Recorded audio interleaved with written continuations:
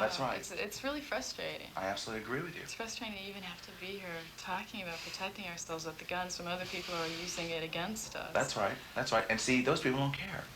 That's why, that's the problem. You are now worried about what can happen to you and about how it's affecting your morals when these people out here have no morals. Let me tell you right now, I've dealt with these people for 13 years now. They're animals. They're predators. They just as soon pistol whip you, all right, rape you, etc., and 10 minutes later, over a meal, brag about it. Oh yeah, there's no as a question trophy. in my mind that Right? that's So you people have who to are understand like that with these predators, these animals, that's when you use deadly force. Right. There's no That's when boundaries. you drop the hammer on them. And don't think twice about it. The moment you think twice about it, that's when you falter. That's when you will fail. Right. The moment you present a gun, as I said before, if you're pointing it at them, you are prepared to use it. From now on, it's not like, oh my God, horror of all horrors. This can't be happening to me. You should start thinking, I've been expecting this, and I have a plan. What happened, Kim? Well, we had just come home from having dinner with a friend. It was 11:30 at night, and we parked our car. As we were both walking out of the car, we saw 4 men, and 2 came on my side of the car and 2 came on Carol's side of the car, and we knew we were in trouble. And there wasn't much that we could do at that point. And one showed us a gun, and the gun was, I would say this gun. The barrel may have been about an inch or 2 bigger than this. Is this a 6-inch or an 8-inch? That's a 6-inch. I believe it was an 8-inch barrel. And I saw it first, and they told us to, they told me to be quiet or they would shoot us. And he pushed us over, and they proceeded to rob us. And were checking our pockets, and 2 of them were fondling me, and one went into Carol's car. The one who had the gun went into her car. At which point, one of them who was fondling me said, "Get in the car." And I said no. And told him he could have anything that he wanted, but I wasn't getting in the car with him. At which point he was just like, he was really upset that I had said no, and told the person in the car to give him the gun. And the guy in the car was clearly making the decisions, because he kind of looked at him and then decided to give him the gun. And he turned around and hit me in the face. And I had known at that point, when I saw what was happening, when he asked him for the gun, I looked to see where Carol was. And to me, it seemed like she was okay.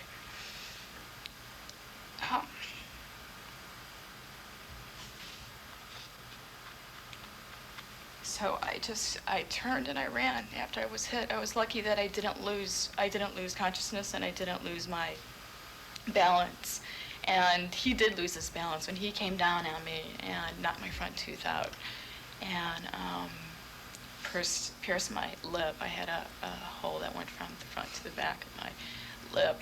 And he had lost control, and at that point I had ran. And as soon as I ran, I started yelling, because I knew that the best thing to do was to yell for my neighbors, so I did. And Carol, the guy who had her, I think was younger and appeared to be scared when they had said to put us in the car. So he pushed her and told her to go, and we both just took off. And I remember trying to get over this fence. It had vines, and I kept on trying to get over it, and I couldn't because it kept on slipping, and I just said, "You've got to get over it now." I just took my hands and threw myself over the fence, and it was at that point that I looked and had blood all over me.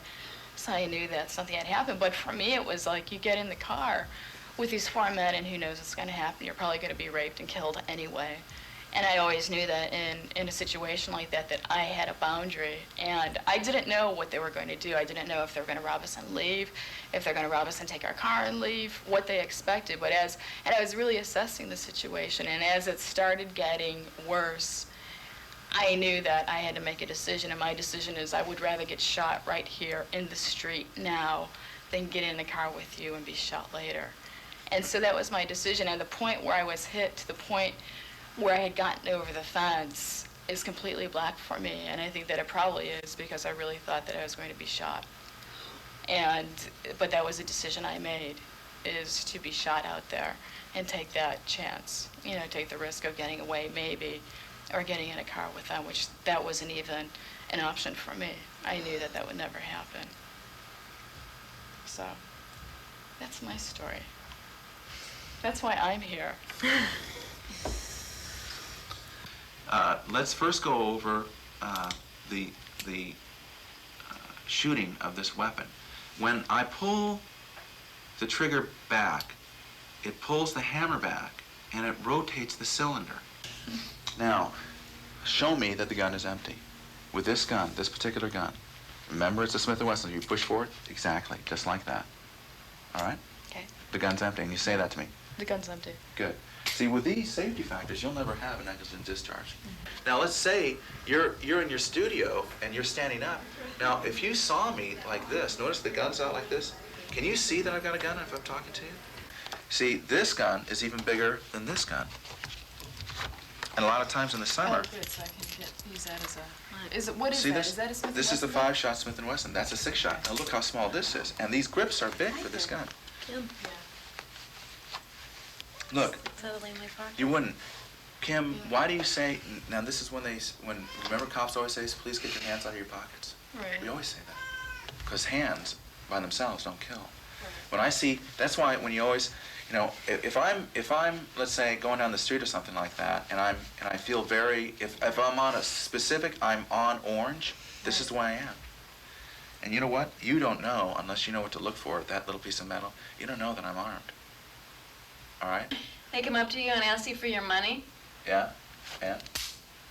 Look at that. Wow. See how fast you are? Yeah. Sure, let me get it for you. No But problem. don't, not one hand. Not one I was hand. going to say this. I don't know what way to shoot. No, So- try to go, face them squarely, and go ahead and do it again. Well, see, that's practice. No. that's- No. Don't go for speed. Go for technique. Yeah. Right, Speed because I'm will not going to be develop. taking out my money fast anyway. But you want to come out fast with your gun. Remember, you want to take the surprise. But do it slowly. See, you did it slowly before, but that was what, maybe a half a second slower than the first time, and you were able to clear it without getting your clothes. Yeah. It You're would've been going to just watch as your effective. shirt. See, it would have been just as effective. This is unloaded. It's a 357 Magnum. Wow. It's a nice gun. Wow. Wow.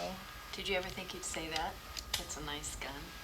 I never thought I would find a gun beautiful. But lately I've been looking at guns and there's some beautiful So you're talking pieces of about equipment. aesthetics or their potential? But Aiming at my head. Okay. Now, when I say at any time, you pull the trigger. Okay. Now, stand by. Let me explain what I'm doing. Okay. Ooh, man. I'm ready. When I say, when you see me, go, bring it up, and when you see me move for the gun, pull the trigger, okay? So are you ready? Yeah. You sure you're ready? Wow. Okay. You want to try it again? Yeah, try it again. Yeah, I think so. Okay, stand over here. It's scary. Okay. Now ready? Bring it up. Okay. Now, when you see me move, take the gun away. Oh, brother. Okay. Now, in that situation, from here, you know what I'm going to do? Like that. See, you're down, and I'm going to break your hand immediately. It's a keto. Oh, From that here, is really I'm scary. taking you down. All right? The gun is a liability. Don't let the person get that close. Okay? And that's a real vivid example. I can do this anyway. Males, females. Wow. Okay? You know how I'm doing it? You didn't see, you were focused on me, but I'm moving my fingers. I'm now using your peripheral vision. All right? I'm now slowing your reaction time down. And I'm talking to you. And I asked you a question. Because you have to think now. I did.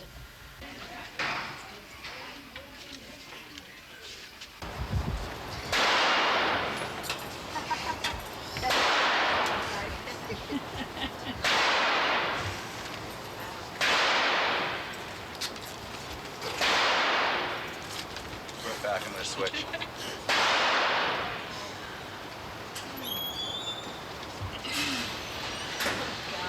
You have second and third thoughts? Certainly caught me off guard. Not yet, but I'm a little bit afraid to pull the trigger now. Okay. Both of the 10.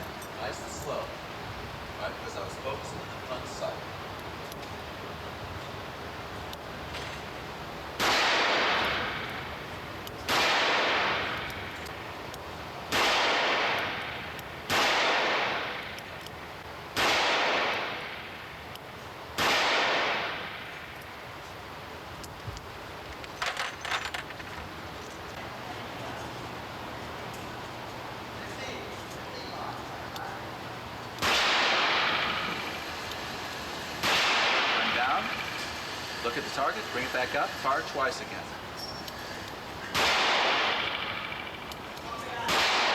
And down, bring it back up. Front sight, watch your front sight. That's it, better.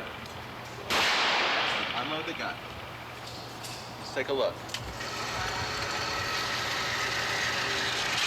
All right, really tight group, very tight group. What you're doing with your left hand, though, is you may be palming it over a little. And it's just forcing it over, but this is still a perfect group. Really.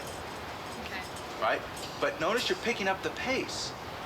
You're still shooting very well. So you're getting more done. The technique is now going in.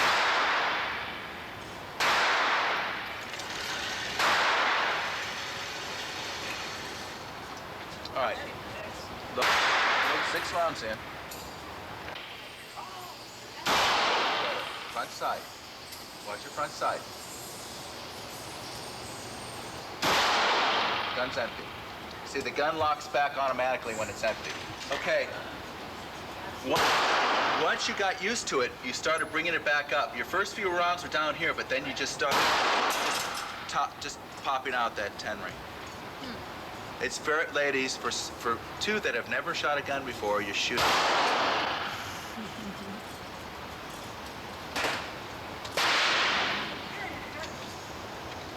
This is what you need to know. I can think of other things I'd rather be naturally inclined to. But it's okay. Your friend is from why? Yeah?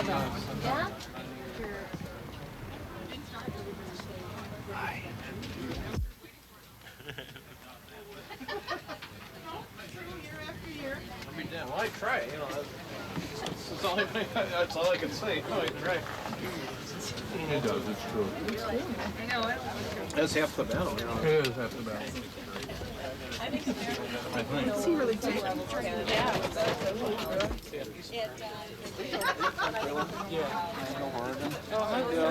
Nice to meet you too. Should wanted to meet you. Last year, Yeah. I really liked. Yeah. So I think, Yikes. but that doesn't, no assumption that that doesn't any other kind of. Yeah, my camera doesn't even have a highlight, so I get away with that. That means peace. Does that mean 2 minutes, or does it mean? No, that means peace now. Oh, it's like, it's Boga Cam.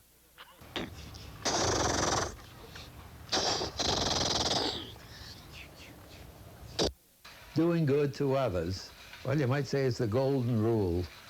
Doing exactly to others what you'd want them to do to you is really the basis of a personal religion. I don't attend churches or temples.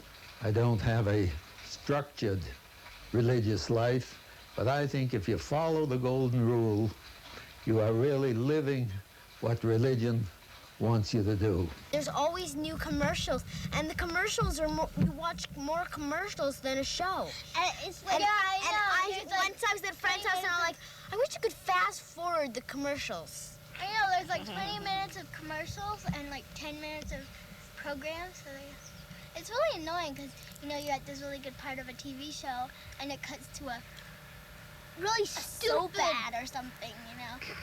Like zestfully clean or something. Yeah. You know, it's really annoying. Yeah.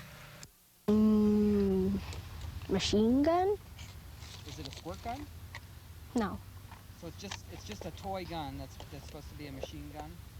Toy gun that's supposed to be a machine gun. And then do you have any other guns? I've got one, which is in my pocket right here. This one, it's a squirt gun. Uh-huh. Do you have a rifle? No, Do you no. want any other guns? What have you got your eye on? If you could have any gun in the toy store, what would you ask for? Super soaker. Super soaker? Yeah, it's a gun. It's a squirt gun. What does it do? What's so special about it? Well, it really drenches people. Uh-huh. And do you like playing with guns? Occasionally. Sometimes. What do you like about it? I like to die.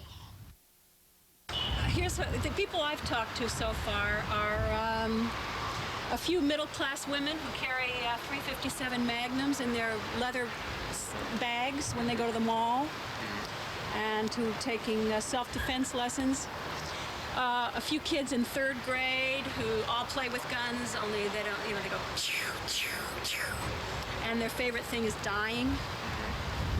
And like that. For me, the favorite thing was killing somebody. I remember that. I remember being like that, like playing around, like, oh, I killed you. Right. I remember that. And now? Well, now it's not a game anymore. Now it's so real, it's really deadly. Very deadly. It's not even funny, it's not even worth looking back and laughing anymore because it's not a big joke anymore. This is real, and Los Angeles people die. You know, until, you know, kids don't even go to the parks no more. I mean, I go over to my aunt's house and my cousins, they don't even go to the parks no more because they say we can't go there no more because so-and-so gangsters is shooting there, you know, or something's happening here, or something happened there, someone got shot there yesterday, so you can't even go to the park no more. So, you know, that so right there shows you, you know. Listen. The fact of the matter is that if somebody does not help us soon, when I mean by us, I mean by the youth culture of this city of Los Angeles. And when I'm speaking for the youth, I'm not speaking just for the Chicanos and the blacks. I'm speaking for the Chicanos, the blacks, the whites, and every heritage and culture that happens to be here, you know? And the fact of the matter is, if nobody helps us, and if nobody sets up, because the Los Angeles Unified School District is an insufficient educational facility, and everybody knows that, right. Okay? All right, and everybody's trying to overlook it. And if you look and you can see the percentages, then you know it's not working. And you know what? When there's no education, there's a gun right here. And when there's a gun right here, there's bodies laying in the streets. And there's people gonna bleed and they're gonna die. And if you don't care about it, you better sit down and just watch this country dwindle to nothing. It's gonna keep happening. More people are gonna keep dying. It's not gonna just be like in our neighborhoods, because people, you know, they're gonna need to get paid. So, you know, they're gonna all go the to rich your people, neighborhoods, the rich people, and they're gonna go to your neighborhoods, and you're gonna try to defend them with your guns, and they got some guns too to kill you and take your stuff. So, you know, because they didn't get a decent education, so they can get money, so they can get a decent family and a decent job and a decent home. Yeah. So if you think, oh, it's just happening over there in the ghetto, what's wrong? Because it's gonna sneak and creep up on you, and they're gonna take your car to go kill somebody else. We're all gonna lose. Wait, serious? Because I don't see, the way things are going, I really don't see no hope. I really don't. I really don't see any hope. It's hard for me to give up because I don't want to. I have the will, and you know, I mean, I don't want to give up and I refuse to give up, but it's like sometimes I sit around the house and I'm sitting there and I'm thinking like, damn, you know, I'm gonna die fighting. You know, that's what's gonna happen. I know it's true. I'm gonna die fighting, you know, because I'm not gonna die of old age. I really, you know what, I struggle, you know, with that. Like, I'm never gonna, I wonder if I'm ever gonna have a family, if I'm ever gonna have a, you know, like just live to be over 50 or 40 or whatever. 30, dude. You know? I mean, it's hard. I don't know what to say. It's like, it just breaks your heart, you know, because they're like, damn, you know, I got to do all this stuff, and I find myself, I work myself, I go to bed late, and I wake up early because I'm trying to do all this stuff. Like, you know, I feel like there's something like in the back of my mind telling me that you better get yours in now because you might not be here tomorrow. And it's true. I think about that all the time. So what you ought to do in LA is instead of giving guns to all the gangs, I think what the gangs ought to do is start a revolution, but I think they ought to start an information revolution. That's what I think all of you gang members out there should do. I think you should get rid of your guns and buy video cameras, and I think you ought to have an information revolution. I think you ought to document all of the things that you're talking about and worried about, and the police brutalities and things like that, and I think you ought to make that information accessible to the whole world, and I think that would be the revolution, and I think that would be the way to make major political changes. And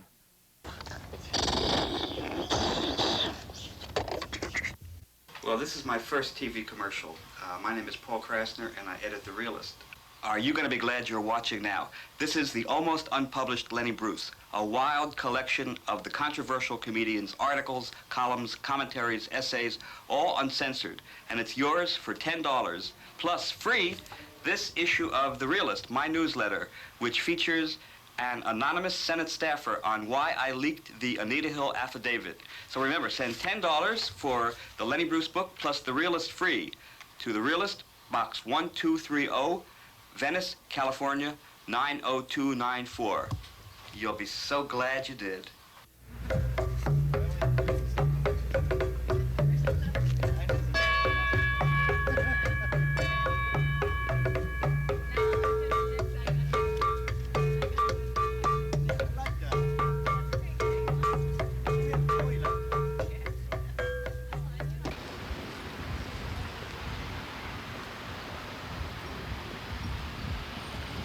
It's interesting, you know, this anti-graffiti thing, you know.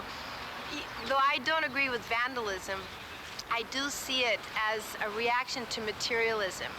You know, it's not exactly a moral crime. They're not beating up little grandmothers on the way home with their groceries or anything. It's more of a crime against material possessions or materialism. It's the youth saying, I'm still alive. I haven't been squashed. I haven't been squelched, you know, and I live, you know, and from time immemorial, people have been saying that. And it's no different than, you know, all the major corporations, Dow Chemical saying I am over every billboard, and all these people, they're still up too. Everybody's up, except that those who have money, it's okay, and those who don't have money have no space to do it. We've run out of caves, and there's nowhere else to mark up. So my idea is to give free walls and direct them and guide them, and it's really wonderful because you start seeing wonderful transformations when the youth feel they have a place, it's theirs. All of a sudden they start treating it differently, and they have more self-respect, and they realize the community respects them, they start respecting the community, and a beautiful chain of events ensues. What, you're not gonna color it in? He's laughing at me. Yeah, the second time I hid behind Duke, because I was like talking with Duke, and I was like, behind Duke right there. What, just out of nowhere? Just out of nowhere. Right down the street. But the interesting thing is that the first time we got shot at, right? Directly. Yeah, okay. Well, okay, yeah. It was like they knew we were down here, and then they knew a lot of the local neighborhood guys were down here, so word got out. It wasn't so much because of us, it was because we were working with the neighborhood, right? And it was Friday night, and, you know, I was drunk, whatever, they come buzzing by. So what happened was that I saw a lot of little extra pieces of bags and stuff like that around, and it looked like the alley was dirty, right? But little did I know that they were waiting for these guys. And all of a sudden, you know, Third World War is about to ensue. So then I said to the guys, I said, look, okay, I come down here unarmed. My crew comes down here unarmed. We're gonna work with you guys. This is the rule of this little block right here. This is what you said to them? Yeah, I said, if I am gutsy enough to come down here unarmed, I expect you to be gutsy enough if you want to paint with us, to fall with that rule. So we put cords off, police cords, the whole thing. So this was like the peace zone right here, right? Yeah. So the next time they came shooting at us, everybody was like, and then all of a sudden one of the guys under cars. Yeah, jumping, diving under cars. I remember Solo, he jumped under the car, he like started hiding behind it, he flew under the car. So what happened was they were like getting ready to go do something, and then I give them a real dirty look like this, you know. And they go like this. And then they go, resume painting position. So it was just pure luck that you're standing here today. And then Helen looked at him. Yeah. Go back. Well, that's a weapon now. Yeah, but anyway, so we managed to work for 2 months in peace ensued. Yeah, it was 2 to 3 months, huh? Yeah. 2 to 3 months. One night we did have to sleep on top of there. It got pretty heavy. We all had to, I took everybody up to the roof and we stayed up there. It's a good place to be. It's like working out in the front lines.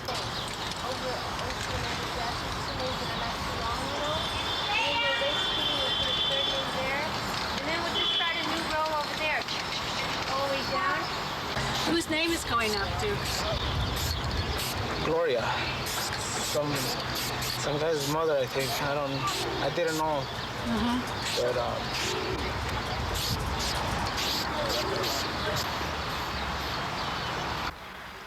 I think that we help out not the people that are older now, you know, but I think that the kids that are growing up, they see this as a beautiful art, you know, and they notice all the names up there, you know, people that died within like a time of 10 years only, you know, and a lot of them little kids, you know, their kids, their mothers up there, you know, and some of them, they're also, you know, kids that they went to elementary with, and I think it affects them, you know. Yeah. They look at more of the art instead of the, you know, the gang violence and stuff. My brother was an ex-gangbanger. He was, but he's not in the gangs no more. How'd he get out? He just, like, he wouldn't hang around with them no more. He went to college. He changed. He just totally changed. He's getting married in January. Hey. Yeah, he's getting married in January. I better be there. Yeah. We don't know because they're barely planning it right now, but they're getting married in Ontario. Oh, cool. Because they don't want to get married around here. Yeah. So, anyway, that's good. That's good. Yeah. So art can save you. Art can save anybody if you really try. If you really put your mind to it, you can do anything with art. To me, art means, you know, the way out of this, like the ticket out of this place, you know, because like this, you know, if we didn't have this, then I don't know what people would do around here, you know, graffiti, painting over it, graffiti again is useless, you know. Like, it would help if every single wall had an art piece. Yeah. All right, well, this is a good start. We're showing the devastation, drugs and pollution, toxic waste. Yeah. Can I ask you, Helen, what inspired you to get involved with working with these young people who've had such a violent past? Well, actually, it was something that affected me personally. My daughter's best friend was killed. And she was actually in the car sitting on his lap 2 minutes before. And that was the first night that she didn't come home. She was only 16 years old. And in the morning, I was panic-stricken. In the morning, I got a phone call from a mother saying 2 of the kids got shot, and Kellen hadn't been home, and I didn't know who or what, and one was dead, and the police wouldn't tell us, and it was horrifying. So anyway, it turned out that her best friend was killed, and that was in West LA at a convenience store, you know, on Bundy, you know, something no one would ever expect. It's not the neighborhood for that. And I started investigating, and I started finding out how much violence the young people are subjected to. It's really, and subject themselves to. And I started asking questions, and also I started finding a way to get rid of their hatred, because her friends were now starting to form a little clique, and they were going to go attack the gang who did it. And even though they weren't a gang, all of a sudden they were thinking gang, you know, and they're thinking about buying a gun. And as a matter of fact, I ended up finding an AK-47 under my daughter's bed one day. And it just hit me, you know, how come they don't have conflict resolution techniques? How come, you know, annihilation is the only answer? And then I started realizing how that's all they see. You know, on television, since they're little, you don't like something, you eliminate it, you annihilate it. I feel it's a gun cult, frankly, and I feel that regular sacrifices are made to this god of gun cult.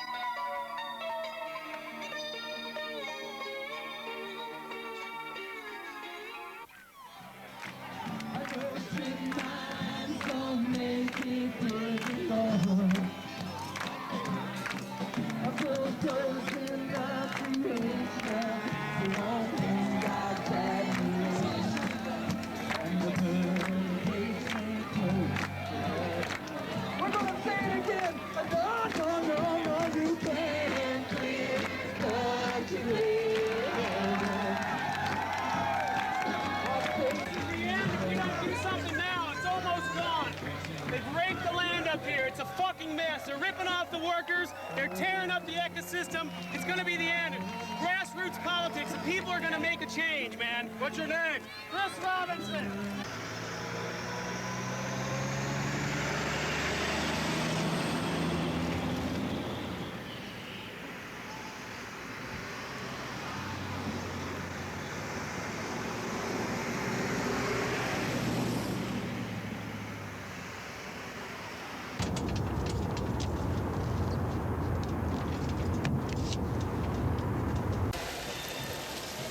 Some information on A.I.D.S. Thank you. Oh, thanks.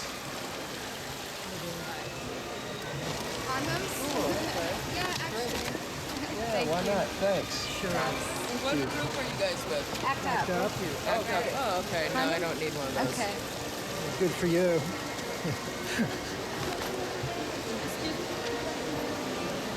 Sure. Great. Would you like a condom to go with it? No. Okay.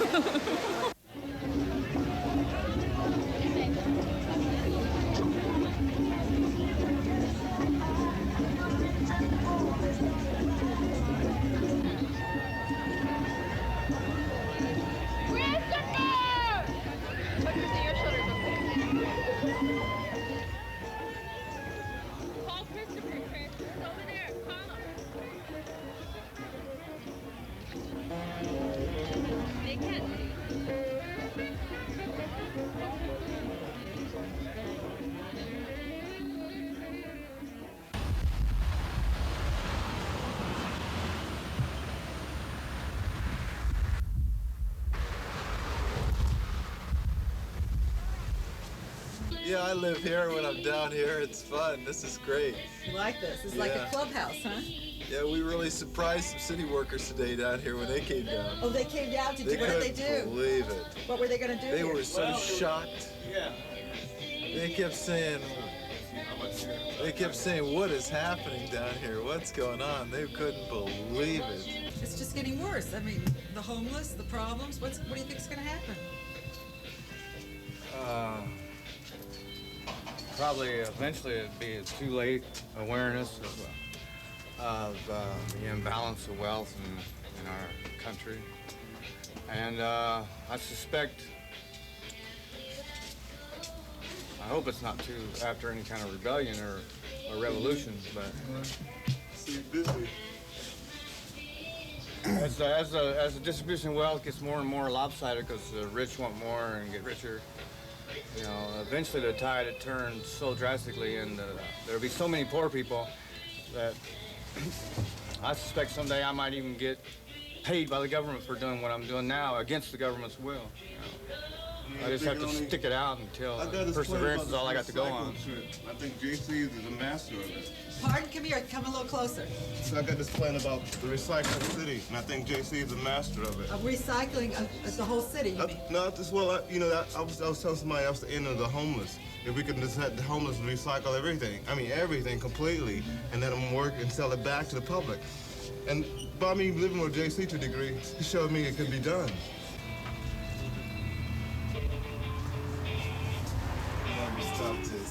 Help yourself. I need a shelf space. Take it.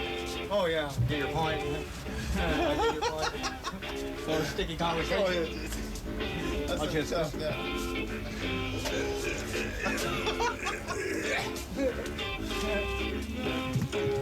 So when you say you recycle, recycle? Everything, just about. What do you mean? I recycle about everything. Part of it's for my own personal survival, you know, food and whatever things my needs might be. But actually, like for instance, all these clothes, I got tons of clothes, and I don't make much money off them. It's wonderful to have them available if somebody needs something to wear, you know. You know, that's the reward itself, you know, more than the money, because the money just gets spent foolishly. He's a master believer. Pretty much, you know, but I mean, there could be a lot of things that ain't there because I don't check everything every day. I don't, you know, it's like, they're just things, you know, that, you know, I can get more. So they've been taking them for 10 years and I still got too much. The cops have been taking my shit for 10 years and I still got too much shit. Because I'm better at what I do than they are at what they do, I guess. This is like a free store. Yeah, donations, you know. If a person's an asshole, I might try to get a little more money out of them. Depends, you know. I figure they need to spread out a little more.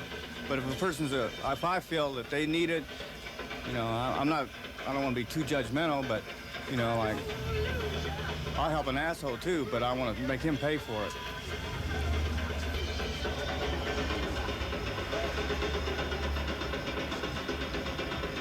Look at the stuff. All the stuff you see in here is junk that JC picked up from garbage dumpsters and places like that, and he recycles it. When you say recycle, he cleans them? What's he do? He cleans it up and sells it. People buy this stuff. Somebody need a coat, somebody need a comb. Let's take a look through here. And this, like these glass pieces of glass, he sells that. Somebody might need a couple extra pieces for a chest set. He does that. Like light bulbs, batteries, pieces of razor. I mean, he sells everything. Lamp, like just look at this lamp. This is a perfect lamp. I mean, and somebody threw it away, and this is valuable. And this is all a product of the recycling period I'm talking about, the system I'm talking about, because it's really a sensitive system. And it would benefit a lot of people. Look at these pillows, fabrics, clothes, all these clothes right here. All these clothes right here. He got them hanging up on a nice little board and everything. He found them. You know, and people buy them from him, and he gives them to them quarter piece, $1 piece. And this is like a little store. And he's got all the shelves of extra T-shirts and stuff. And then he have knickknacks. And then we also have... So he gives them away if they can't afford it? Yeah, or you owe it to them or something like that.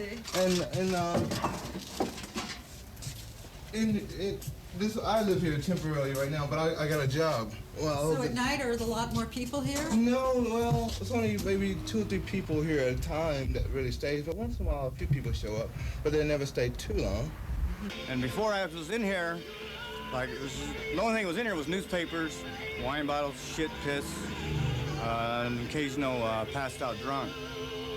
You know, and then there was a person got stabbed down here a few years ago, and then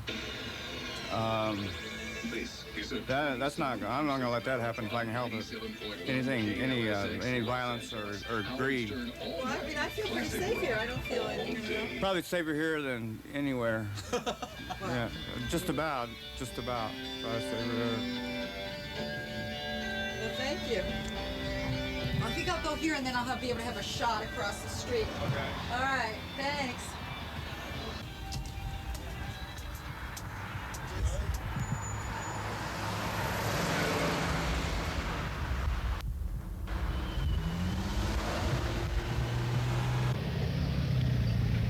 Like, here's something.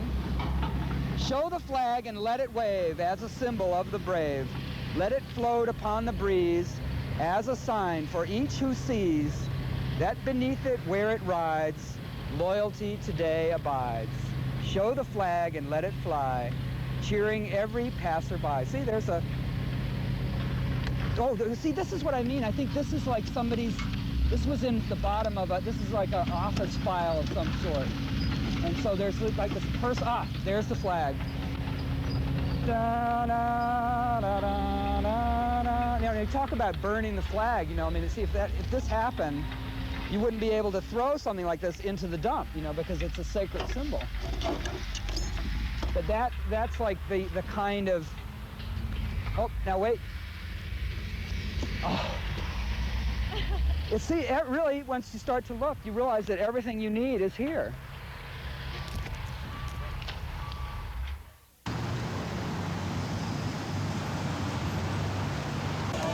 Mitsubishi know you care and sign a petition. Are these petitions? Oh, yeah. Finally signed it. Why are people signing?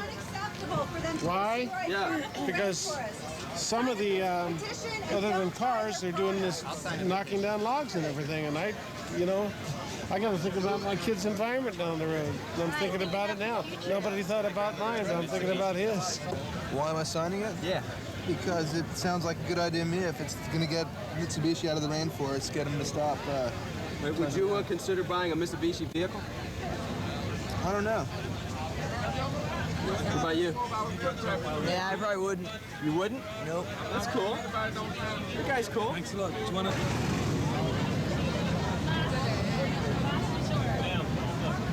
It is last resort. It is the last resort. Is it to that? Are we there yet? Ma'am, look, listen.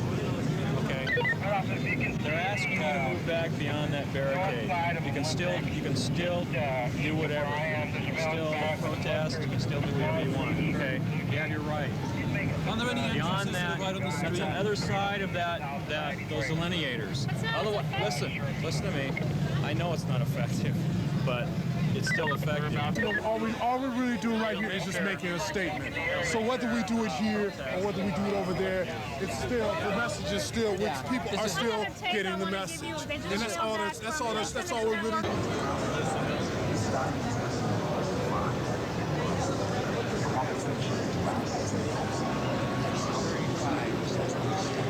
Nice car, huh?